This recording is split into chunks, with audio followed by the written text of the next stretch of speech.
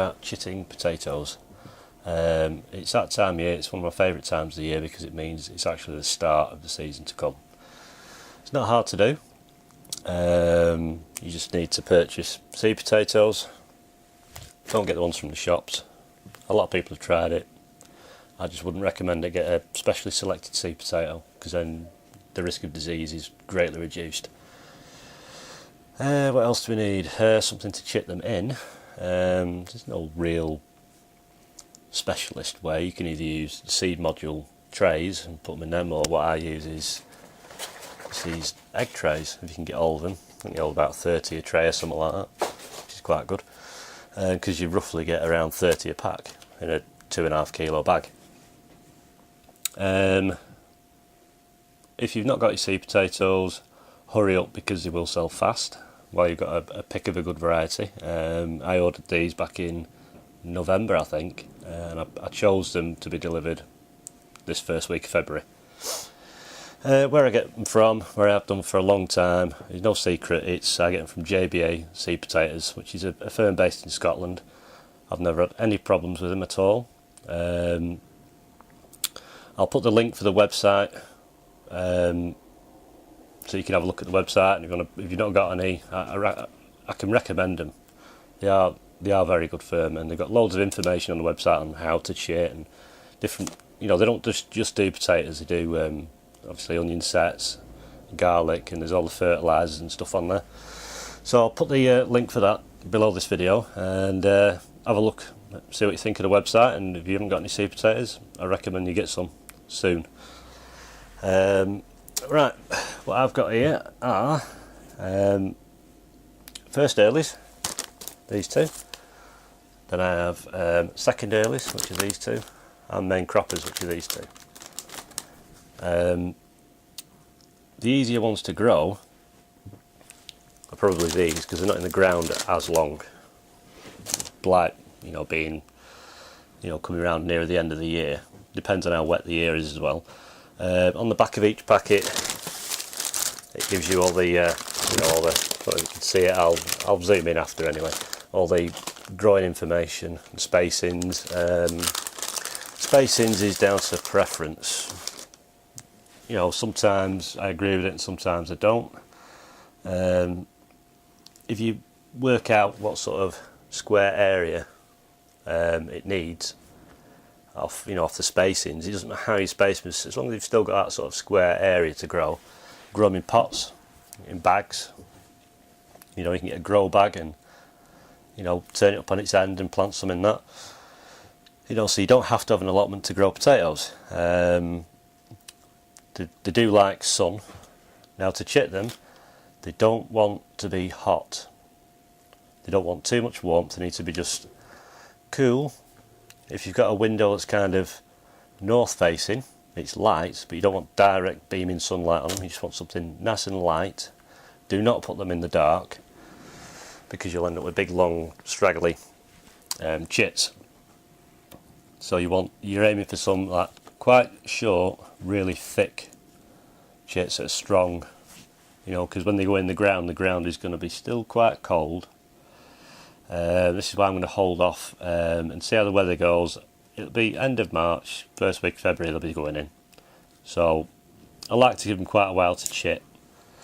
Anything from 6 to 8 weeks is usually plenty enough. A lot of people, dispute about do you have to chit. Main croppers, not so important, but I'd just recommend to chit them anyway. Now, regarding how many chits you leave on the potato, I never really particularly bother too much. First earlies, you try and aim for about 3 chits per potato. Because if you have a load of chits, you end up with a load of small potatoes, which is fine if that's what you want. For the seconds and main crops, 4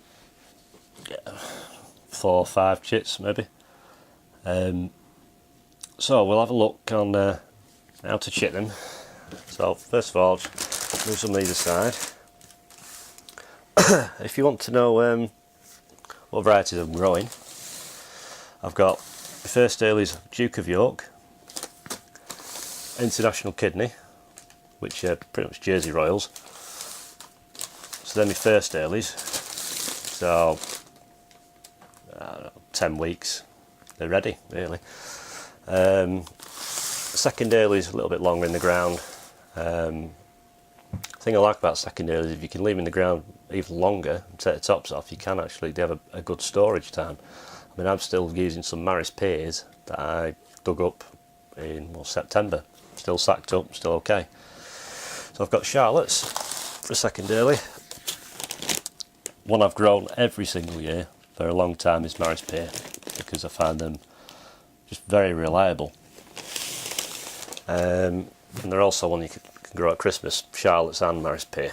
And Duke of York, you can grow them for Christmas potatoes if you want. I've not grown these for a few years.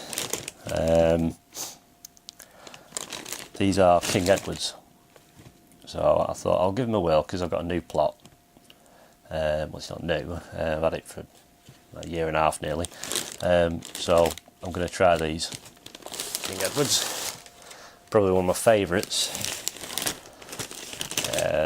which is, it's got a good resistance to blight. It's a main cropper, and it's one of my all-time favourites to grow is Orla, which is O-R-L-A.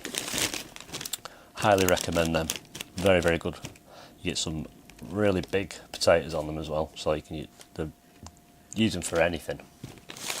You know, say you go on the website, give you descriptions of, you know, of what's preferred, you know, what sort of uses they have. You can find also on that Potato Council websites about what potatoes are, you know, waxy and floury, but you know, some boil okay and some fall to pieces when you boil them. So depends what you want them for. Now Duke of Yorks are a first early, and they're a good roasting potato, to be honest.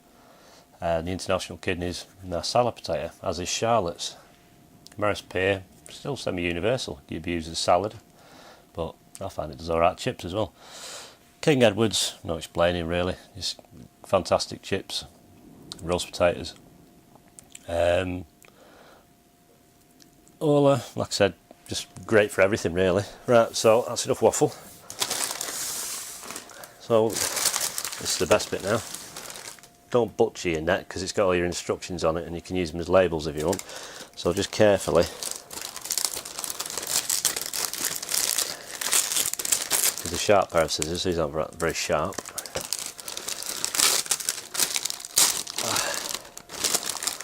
So when you get potatoes, they look like that, which is a potato. Right, so I'm going to move my camera now, and you can have a closer look. Right, so I've got my egg trays. If the sound changed, it means I've switched to my camcorder sound. Right, so you can find online some potato calculators that can calculate how many potatoes you can fit in your ground, but general spacings, you know, I tend to always have my rows for first earlies 2 foot apart, and you can plant them closer, you know, anything from 8 inches to a foot apart. Seconds and mains I tend to plant the same, rows 2.5 foot apart, spacings, you know, 14, you know, well, yeah, 14 inches apart, 15. If you've got more room, fine, that's great. Right, so you need to look at your potato. Now when it came off its, should we say, the mother plant, one end has just like a single stump on it. That was where the tuber, I don't know whether you can see that, that was where it disconnected from the plant. So you're looking for like eyes, little, now if you look at this bit, sometimes they'll be showing signs already, but these here, little clusters,